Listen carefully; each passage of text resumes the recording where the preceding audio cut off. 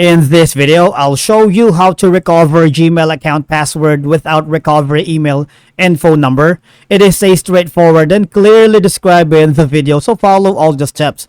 But before we dive into all of it, make sure you hit the subscribe button below and ring the notification bell so you never miss out on our latest content. Okay, so recovering a Gmail account without access to the recovery email or phone number can be quite challenging. Because Google uses these recovery options as primary means of verifying account ownership for resetting passwords, but there are some multiple ways to work around with it, and we will explore that in this video. So first off is we go here at the help section. This is how to recover your Google account or Gmail.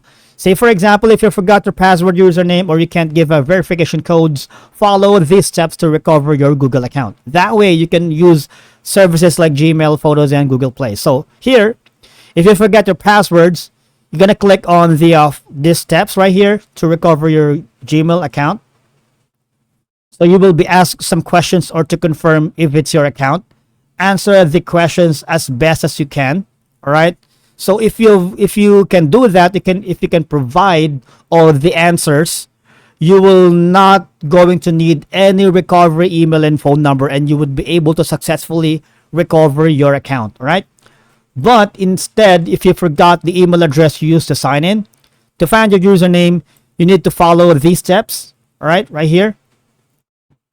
You need to know a phone number and something like that. Is say for example, if someone else is using your account, you need to go right here in this link. All right. Or if you're still having problems navigating with all the process, you need to go to their support team right here. Get support, and you can put all your information and explain your situation that you cannot access your Gmail. All right, and you are having problems with the recovery email and phone number, and the support team will be more than glad to assist you and access your account. That's it for today's video. Thank you so much for watching, and I'll see you all in the next one.